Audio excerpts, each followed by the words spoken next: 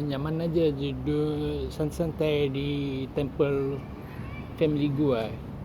Ya, family gua dia keluar cari makanan gitu kan. Jadi lu lihat sendiri lah riding position gini kan. Ini boleh dikategori sebagai apa, kelas maksimal gitu kan.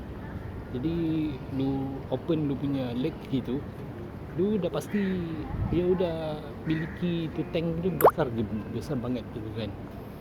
Jadi lu lihat ke posisi depan udah jauh rasanya kan.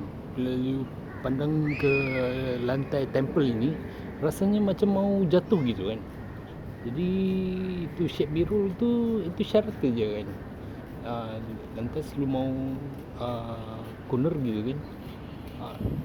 Lu toleh aje lah itu kepala lu di belakang kan. Jadi lu lihat siapa yang follow lu.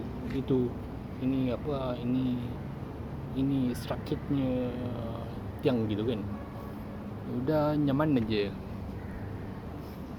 Di temple ni tempat kami semayang gitu kan.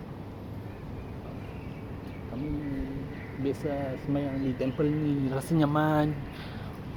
Jadi dulu lihat sendiri lah betapa amannya riding position gini. Dia punya feeling dia rasa beda amat.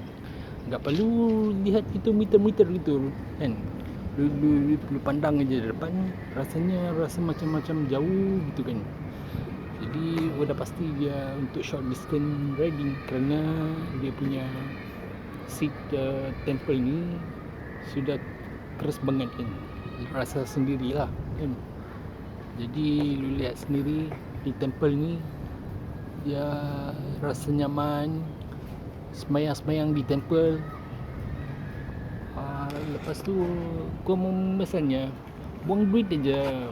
Family gua pesan buang duit aja mengajar budak PMR ya, bukan kedai-kedai besar-besar banget gitu kan. Tapi enggak tahu apa-apa. Akhirnya mereka go glow. Itulah gua enggak ngerti lah ngapain dia jadi gitu kan. Itu sajalah. Makasih.